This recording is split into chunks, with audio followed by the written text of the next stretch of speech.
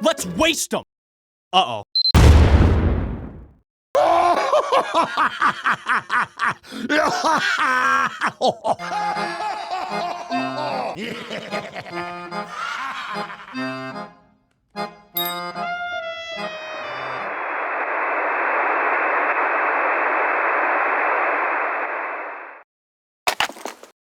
Picture this, you just downloaded a fresh copy of Team Fortress 2, and after watching the Meet the Team videos, you decide to play Scout first. Whether you picked him for his personality, fast gameplay, or to have the chance to play as a rare and endangered Boston resident, all that matters is becoming the best that you can with your tools. In this video, I'm going to break down each stock weapon, rate them, and then break down the default class as a whole to see what a new player, and someone who wants to improve as stock Scout, can do. But hey, intros are boring, so let's just double jump right into...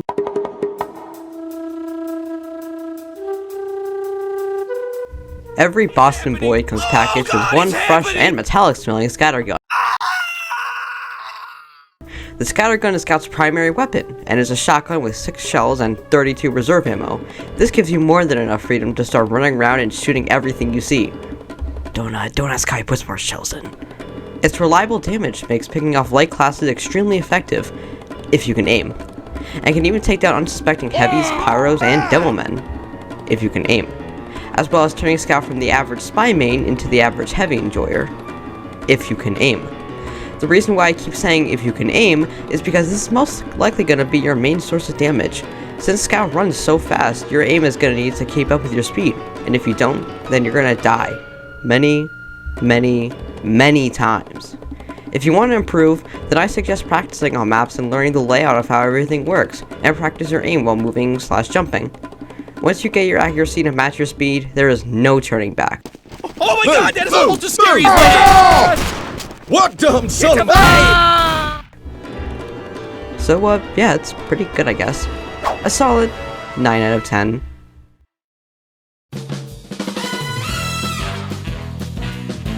TF2 was released on August 17th, 2010, and I respect sniper mains. And just like the pistol, that sentence was completely inaccurate.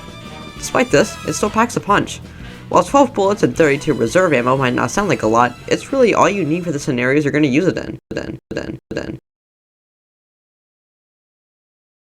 Which is mostly close to medium range after you ran out of scattergun ammo or trying to take out a pesky sentry gun. So it's basically a panic button for when you eventually get too invested in a fight and need something to finish people off.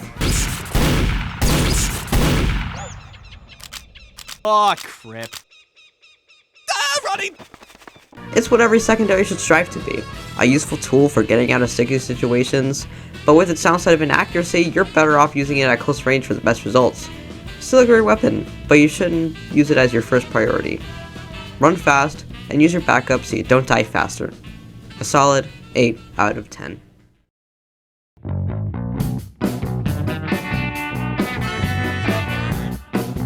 Last and definitely least, the mighty mid-tier melee has entered the ring.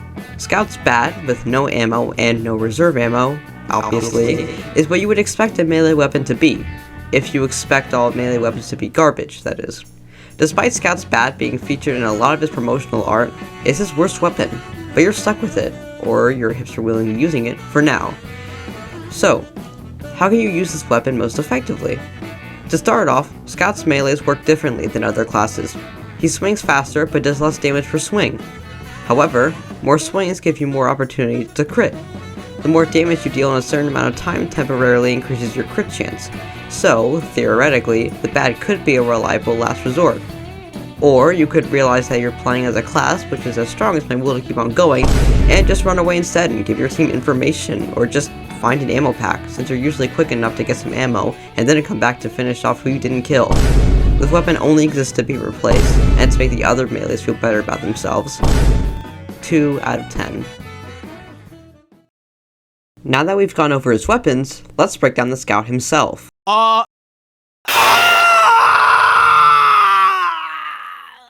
Didn't hurt.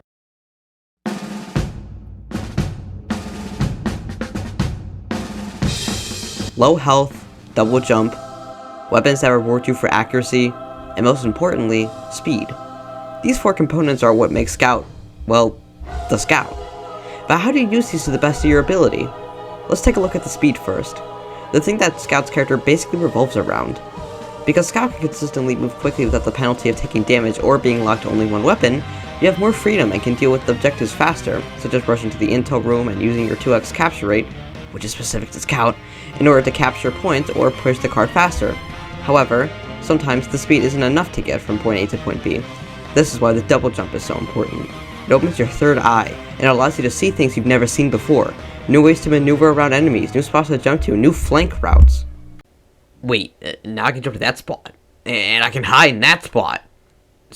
So basically, I can go anywhere. I'm a god. I'm a freaking. Yeah, so if you want to survive, you need to understand that you aren't invulnerable. Not like this guy. Health is a very limited thing for Scout, so sometimes you should stop and think, maybe rushing directly into that group of enemies is bad. Maybe I should instead pick them off while my team is dealing with them, so they'll need to deal with their attacks from both sides, and I can use my instant mobility to evade their attacks. Nah. But Scout was designed for these high-risk, high-reward battles, which is why his main weapon is a shotgun, and his secondary is a last-ditch effort to kill the enemy up close. If you practice enough, you'll be able to play smart and dish out more damage than you take, so your team won't be down a player when they're fighting because you couldn't join them and need more HP. It's just like what I said for the pistol. Run fast and use your backup so you don't die faster. In conclusion, Scout is a class that has an infinite amount of possibilities. You just need to catch up to him to make these possibilities real. Thank you so much for the support on the last video. I enjoyed reading every single positive comment, and I might have not replied to them, but I read every single one. Special thanks to this guy. To be honest, I would not have had the same amount of hope for this video if you didn't comment this. So, genuinely, thank you. And the same goes for everyone who commented, liked, subscribed, or even viewed it. This video took a while, so I hope you think it was worth the wait. I'm not good at SFM now, but I'll improve in the future. Anyways, that's all I had for you guys right now, so hey, maybe a Scream Fortress or a TF2 birthday video in the future. Farewell, travelers.